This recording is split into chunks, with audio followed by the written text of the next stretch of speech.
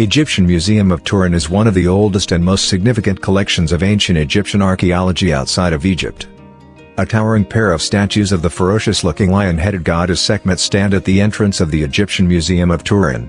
The imposing statues seem to be both guarding and inviting the visitor to explore the archaeological treasures within.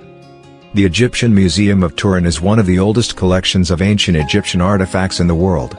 It dates back to the 1750s, when King Emmanuel III instructed and funded the expedition of the famed Italian botanist Vitaliano Donati.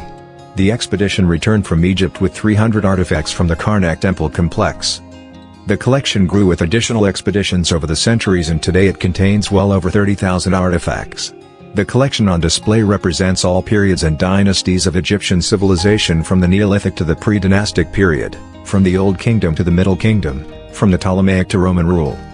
Huge galleries are filled with gigantic marble statues and smaller votive statuettes in gold, bronze, and basalt. They depict numerous gods and goddesses of the Egyptian pantheon such as Sekhmet, Ptah, Amun-Ra, Anubis, Horus, Bastet, and Taweret. Here too can be seen sculptures and stelae of the mighty pharaohs such as Horemheb, Ramses, and Seti, and the powerful military and priestly elite class.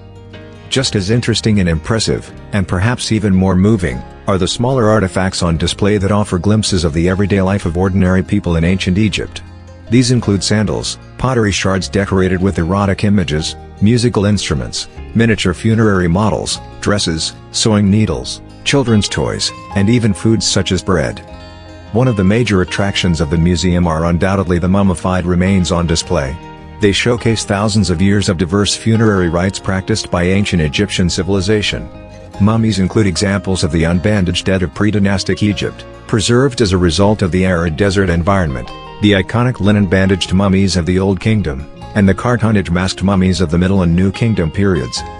It isn't just human mummies that can be seen at the museum though, and here are two or some very curious examples of animal mummies on display, including cats, falcons, bulls, ibis, baboons, crocodiles, and even fish.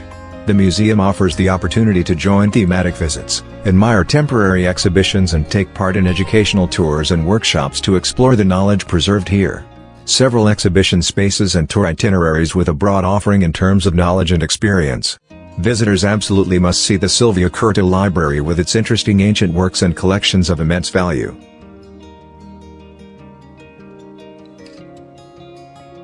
The first object having an association with Egypt to arrive in Turin was the Mensa Isiaca in 1630, an altar table in imitation of Egyptian style, which Tolo Jones suggests had been created for a temple to Isis in Rome. For this exotic piece spurred King Charles Emmanuel III to commission botanist Vitaliano Donati to travel to Egypt in 1753 and acquire items from its past.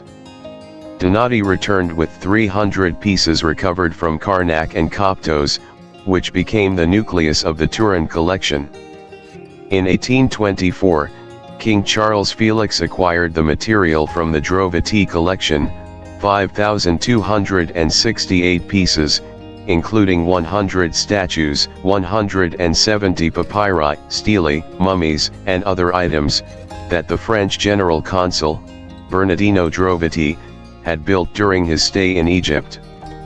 In the same year, Jean-François Champollion used the huge Turin collection of papyri to test his breakthroughs in deciphering the hieroglyphic writing.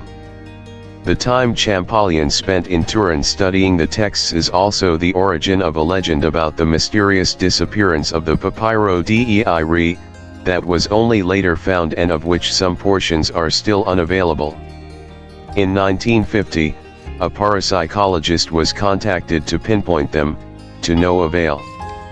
In 1833, the collection of Piedmontese Giuseppe Sasio, over 1,200 pieces, was added to the Egyptian Museum.